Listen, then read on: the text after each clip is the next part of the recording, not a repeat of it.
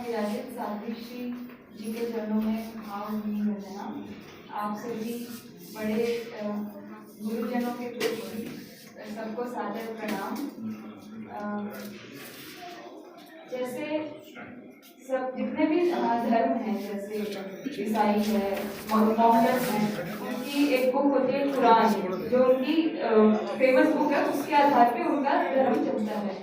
सिखों की है गुरु ग्रंथ साहिब, क्रिश्चियंस की होती है बाइबल। वैसे हमारे जैन धर्म की जो होली बुक जिसे कहते हैं वो है आगम। आगम में वो है जो भगवान महावीर ने अपने केवल ज्ञान से देखा था साक्षात, वो उसके अंदर लिखित है, जिसके आधार पर आज हम लोग जैन धर्म या अभी तक जैन धर्म है, क्योंकि तीर्थंकर तो है नहीं, उनकी वाणी के आधार पर आज चल रहा है। तो उसमें पहला आगम है आचाराम। मैं उसे पढ़ रही थी तो उसमें एक शब्द आता है साधु के लिए अहो विहारी। अहो विहारी का मतलब होता है कि लोगों को साधु का जीवन है वो बड़ा आश्चर्यकारी लगता है। अहो विहारी यानी बड़ा आश्चर्यकारी लगता है कि कैसे ये लोग ऐसे जीवन जी सकते हैं, इतना कठिन जीवन। तो आप लोगों को भी बड़ा आश्चर्य हो रहा होगा कि मैं कैसे इस कठिन जीवन को अपना रही हूँ, अपनी इच्छा से अपना रही हूँ, और क्यों मैं घर छोड़ रही हूँ, मुझे घर में क्या ऐसी प्रॉब्लम थी कि मैं घर छोड़ रही हूँ। सबके मन में ये एक क्वेश्चन तो जरूर होगा। और भी किसी के मन में कोई क्वेश्चन हो तो आप मुझसे अनडाउटेडली पूछ सकते हैं, लेकिन मैं इस क्वेश्चन से आपका शुरुआत करना चाहूंगी कि मैंने ये पद वाकई में क्यों चुना है। सबसे पहले इसके कई कारण हैं। सबसे पहले तो मैं बचपन से ही मेरा एक मन में था कि मुझे अपनी लाइफ में अपने लिए कुछ करना है। मैंने मतलब माइन्यूटली सबकी लाइफ को नोटिस किया और मुझे लगा कि शादी के बाद तो अपनी लाइफ कभी नहीं रहती, बच्चों के पीछे घूमती है। और तो मुझे अपनी लाइफ तो बच्चों के पीछे तो नहीं बितानी है, मुझे अपने लिए कुछ करना है, ये मेरे को हमेशा से था। तो मैंने बचपन से ये ठान रखा था कि मुझे शादी तो किसी भी हालत में नहीं करनी है, शादी नहीं करनी है, फिर जैसे कुछ भी हो, जो भी हो। और जब भी मैं महाराज के जाती थी तो मुझे ऐसा लगता था कि इनके जैसा मुझे बनना है, मतलब अंदर से वो आता था कि मुझे इनके जैसा बनना है, मैं ऐसी बन जाऊँ तो शायद अच्छा रहेगा, ये लाइफ मेरे लिए बेटर है। लेकिन फिर वही जो साधु जीवन के थोड़े जो कष्ट देख के मैं हमेशा कुछ नहीं बोलती थी। तो ये जो थी कि मुझे अपने लिए कुछ करना है, इस गोल ने मुझे हमेशा मोटिवेट किया कि मैं आज शायद यहाँ पे हूँ। दूसरी बात है कि जब जैसे कोई मर जाता या चींटी दिख जाती है तो मुझे कभी चींटी नहीं बनना है, या कोई बूढ़ा चल रहा है तो मुझे ऐसे देखा नहीं जाता था। जैसे मैं पढ़ने में ऐसे ठीक थी, लेकिन कभी साइंस फील्ड इसीलिए नहीं लिया था कि मुझे बड़ा डर लगता था, खून भी मैं नहीं देख पाती हूँ, मैं थर-थर ऐसे कांपने लगती हूँ। तो मेरे को ये डर बहुत लगता था कि मेरे को दुख से बड़ा डर लगता था हर चीज में, कि मुझे जन्म मरण का दुख है, या पेड़ पत्ते में जब मैंने जैन तत्व ज्ञान पढ़ा तब मुझे समझ में आया कि एक सुई की नोक के नीचे कितने असंख्य जीव हैं, तो मुझे इनमें पैदा नहीं होना है। हम तो सर्दी लगती है तो कपड़े ओढ़ लेते हैं, शॉल ओढ़ लेते हैं, जैकेट पहन लेते हैं, वो तो डंडे की तरह उनको एक ही जगह पे खड़े रहना है। तो ये चीजें ना मुझे हमेशा से कि मुझे ये दुख से तो बेटर है कि मैं साधु बन के मोक्ष चली जाऊं, तो मेरे को ये दुख जो है नहीं आगे भोगना पड़ेगा। फिर मैंने एक बुक पढ़ी थी, ब्रायन रीज की है, मैनी लाइव्स मैनी मास्टर्स। तो इस बुक ने मुझे बहुत मोटिवेट किया। इस बुक के अंदर उसमें पास्ट बर्थ के बारे में बताया गया है, जिन जिनको उस डॉक्टर लेके गया था। तो उनकी जब मैंने स्टोरी देखी और उनके पुनर्जन्म का जब उन्होंने उसमें चित्रण किया तो एक ऐसा लगा कि एक जन्म में इस टाइप का लगा कि वो नरक में गई थी। मतलब जो वो जिस तरीके का सिचुएशन वगैरह बता रही थी कि मैं उस समय उस लाइफ, उसमें 83 लाइफ्स का एक लेडी का वर्णन है, वो खुद ही जाती है और बार बार बताती है। तो उसके अंदर एक नरक जैसा चित्रण भी था। तो मुझे लगा हाँ वाकई में ये होता है। और फिर मैंने और भी बहुत रिसर्च की इसके पीछे, तो मुझे ऐसा लगा कि नहीं, मुझे ये दुख से तो बिल्कुल छुटकारा पाना है। और फिर मैंने जब जैन फिलॉसफी को और अच्छे से समझने की कोशिश की, तो मैंने हर चीज पे मैंने रिसर्च की, जैसे कि सच बोलने से क्या फायदा होता है, क्या वाकई में हमारे हेल्थ पे भी कोई फायदा होता है।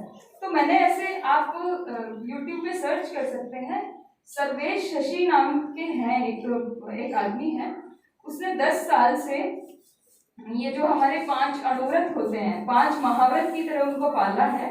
वो घर पे ही रहते हैं लेकिन उन्हें पाला है। वो कहते हैं कि अब मैं जो भी बोलता हूँ मेरा सच हो जाता है। जो व्यक्ति सिर्फ ट्रुथ बोलता है, वो जो भी बोलता है उसका सच हो जाता है। वो उसको पहले से ही पता चलने लगता है कि वो क्या उसके साथ होने वाला है। तो ये व्रत की जो शक्ति है। और फिर मैंने और भी जगह ऐसे, मतलब हर चीज को मैंने सिर्फ मतलब कि पढ़ा और उसको समझ लिया, मतलब जो बताया उसे ऐसे ही समझ लिया, उसे लॉजिक के आधार पे ही मैंने समझने की कोशिश की। तो मुझे लगा कि ये जो जैन लाइफस्टाइल है वो सिर्फ जैन धर्म के अकॉर्डिंगली नहीं है, ये आर्ट ऑफ लाइफ मुझे लगी। तो मुझे लगा कि इससे बेटर लाइफ तो हो ही नहीं सकती है। फिर मैं संस्था में गई, वहां पे तो जाने के बाद मेरी लाइफ ही बदल गई। मुझे ऐसा लगा कि इतना सुख वहां पे है, मैं बता नहीं सकती। जब मैं घर पे थी तो बहुत शौकीन थी, मुझे हर चीज पहनने का, हर काम, मतलब मैंने हर चीज के कोर्स किए। आप जितने सोच सकते हो ना, मैंने उतने कोर्सेज किए हैं। मेहंदी लगाने का कोर्स, ब्यूटी कोर्स, सिलाई सिलने का कोर्स, हर चीज का मुझे शौक था।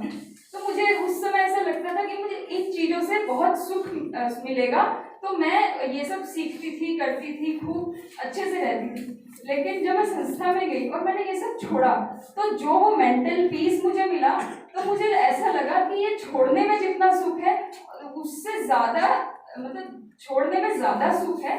इनको पहनने में और इनसे जो तृप्ति उतनी नहीं मिलती है जितनी इनको छोड़ने से मिलती है। और सच में मैंने जो संस्था के 6 साल बिताए वो मेरे बहुत ही गोल्डन पीरियड थे। उस समय मैंने इस लाइफ उस सब, जब ऐसे सब लोग कहते हैं कि ये लाइफ बहुत कठिन है, खांडे की धार है, लेकिन संस्था में रह के मुझे ये पता चला कि ये वाकई में लाइफ सबसे सुखी वाली मार्ग है। कोई भी खांडे की धार नहीं है, कोई कष्ट यहाँ पे बिल्कुल भी नहीं है। क्योंकि आप ये मैं बताती हूँ आपको कि क्यों नहीं है। देखिए, दुख का कारण होती है इच्छा। आपके अंदर कोई इच्छा पैदा हो गई, फिर उसे पाने के लिए कितना मेंटल स्ट्रगल पहले करना पड़ता है, फिर उसके बाद उसे बिल्कुल क्या बोलते हैं, उसे पाने के लिए फिर और मेहनत भी करनी पड़ती है। लेकिन हमारे साथ क्या होता है, आप ये सुनिए। बेसिक चीजें हमें क्या चाहिए, रोटी, कपड़ा, मकान, ये 3 ही चीजें हमें बेसिकली चाहिए होती है। तो हम जो साधु होते हैं उनको तो ये भी नहीं पता कि रोटी में क्या मिलने वाला है, जो मिला वो खा लिया, कोई टेंशन नहीं है कि क्या मिलेगा क्या नहीं मिलेगा। अच्छे से अच्छा बहराने वाले आप लोग मिल ही जाते हैं तो हमको कोई रोटी की बिल्कुल टेंशन नहीं है। फिर है कपड़ा, कपड़े में क्या पहनना है, पूरी जिंदगी वाइट पहनना है, तो हमें कोई चॉइस करना या कुछ दिमाग में उसका भी टेंशन लेने की बिल्कुल जरूरत नहीं है। आप देखिए, आप यहाँ आ जाए हैं, कितना एक दिन तक आपने श्रम किया होगा, सोचा होगा क्या पहनना है, कौन सा पहनना है, इस साड़ी के साथ इस मैचिंग का क्या क्या पहनना है, तो कितना उसमें टाइम लगाना होता है। लेकिन हमें सोचना ही है, एक ही पहनना है, और उसी में हमको इतना खुशी।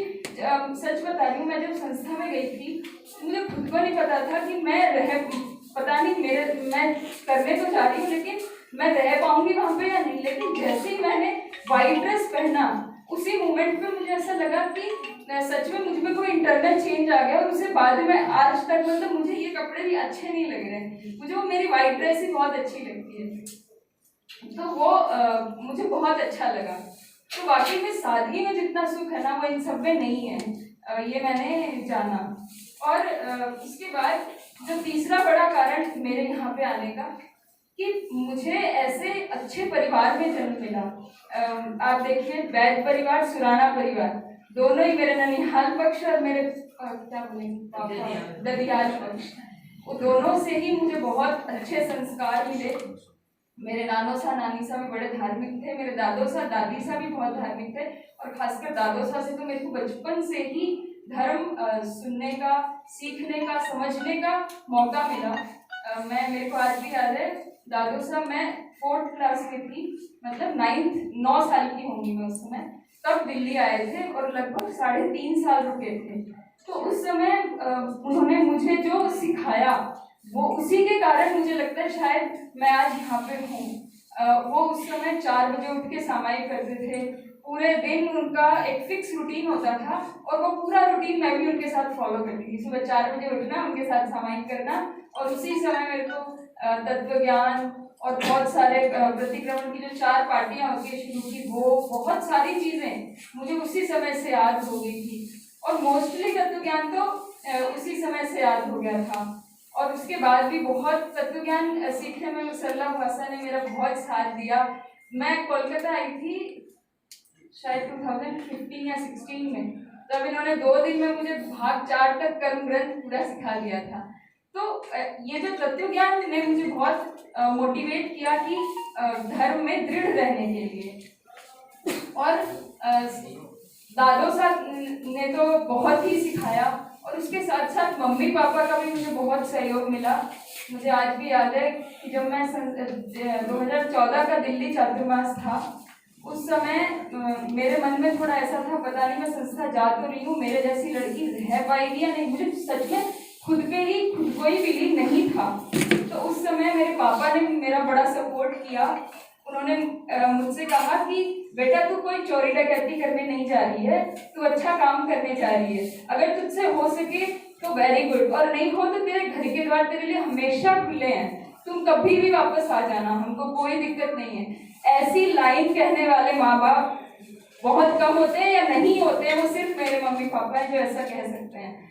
और 1 साल तक मतलब हर बार जब भी फोन में बात होती तो मम्मी पापा पूछते थे कि बेटा तेरा मन तो लग रहा है ना, नहीं लग रहा है तो तू वापस आ जा, कोई बात नहीं, हमारे कोई दिक्कत नहीं है। हम ये नहीं सोचते क्या कोई क्या कहेगा, हम ये बिल्कुल नहीं सोचते, लेकिन तुमको अगर ये लग रहा है तो तुम वापस आ सकती हो।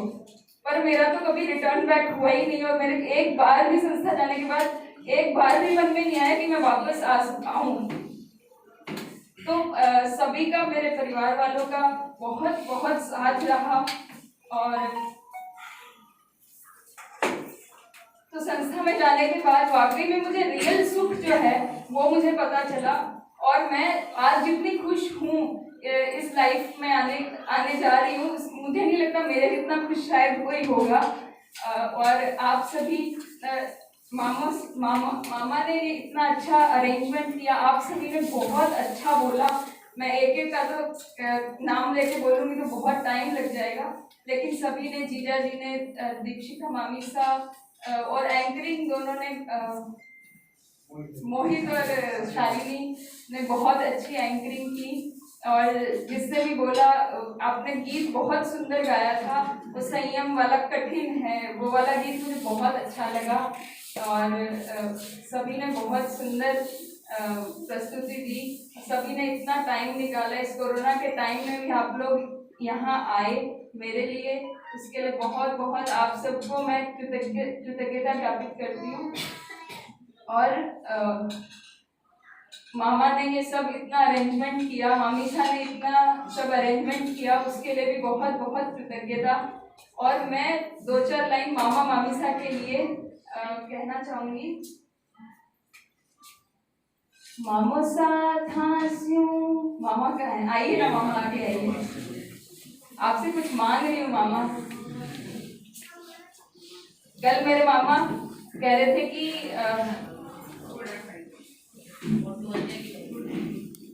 आइए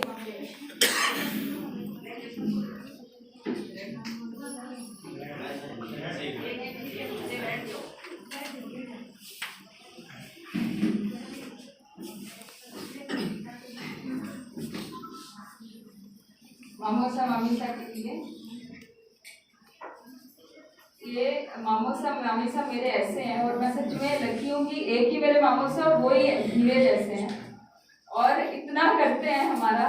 जब जैसे अभी मैं आई थी तो बीमार थी, मतलब मैं भी हो गई थी, बीमार हो गई थी, मेरा बहुत ध्यान रखा और हर ओकेजन पे यदि कोई मतलब आधा, मतलब कोई करता है जितना करना चाहिए उससे डबल ही करते हैं हमेशा।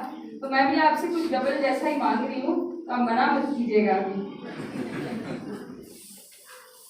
मामो साथ हास्यूं, गहना नहीं मांगू, गहना नहीं मांगू मैं तो, गहना ने मैं नश्वर जानू, नश्वर जानू। मांगू मांगू मांगू मांगू मैं तो साल में सेवारा दिन चार, मामो सम्हारा धर्म ध्यान करता रही जो जी, मामो सम्हारा सामायिक महीने थे 30, मामो सम्हारा मांगू मांगू ओ मामो सम्हारा, साल में सेवारा दिन चार, मामो सम्हारा करता ही रही जो जी रे सामायिक, मामो सम्हारा मामी सम्हारा लाड गणो ही राख्यो आप, मामी सम्हारा लाड घणो ही राख्यो आप, मी सम्हारा मांगू मैं साल में सेवारा दिन चार, मामी सम्हारा। उनके साथ ही मेरी मासियाँ भी कम नहीं है, मासियाँ भी मेरा बहुत लाड करती हैं। दिन में 1-2 फोन तो आ ही जाते हैं, गुड्डू तू कैसी है, तेरे किया है, आजा तेरो इंतजार करा। तो मासियों के लिए मासी साथ हास्यूं विनती है म्हारी, मासी सा धर्म ध्यान ही कर लो थे तैयारी, मासी सम्हारी विनती करूं मैं देवो विदाई, मान आज मासी सम्हारी देवो विदाई, मान आज मामी सम्हारी मांगू मैं सेवारा दिन चार, मासी सम्हारी मांगू मैं सेवारा दिन चार, महीने में करया सामायिक 30, मासी सम्हारी